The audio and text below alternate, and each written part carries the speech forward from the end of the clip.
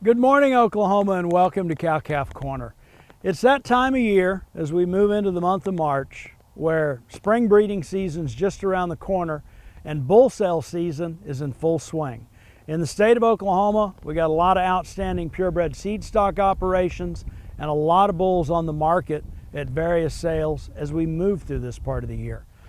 Each one of those bulls, as we take inventory of what we need this spring at the time we're going to turn out, each one of those bulls comes with a cost to benefits ratio or a value proposition, or however you want to look at the profit potential he either adds or takes away from the calf crop he's going to sire.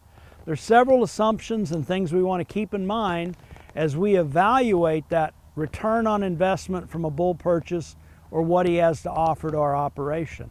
And among those things, we want to invest in bulls that have passed a breeding soundness exam, that sell with a registration paper, and that registration paper is going to document their age, their pedigree, and it's going to tell us what their genetic potential is for a number of traits. We also want to keep in mind that that bull needs to complement our cow herd, and he needs to add value at the marketing endpoint for the calves that we're going to assume he sires for us.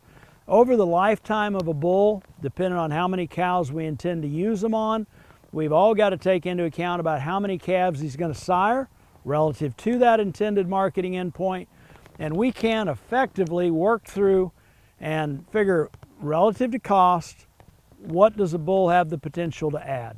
An example that you could find where we've worked through something like this is in our most recent Cow-Calf Corner newsletter on March the 3rd.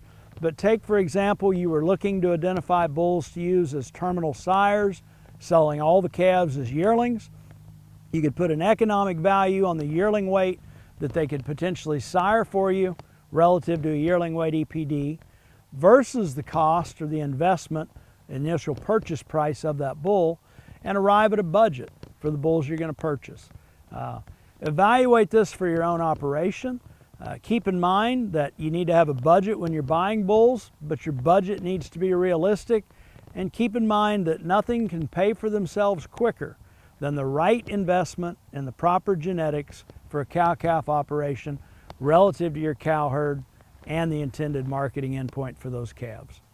Thanks for joining us on Cow-Calf Corner.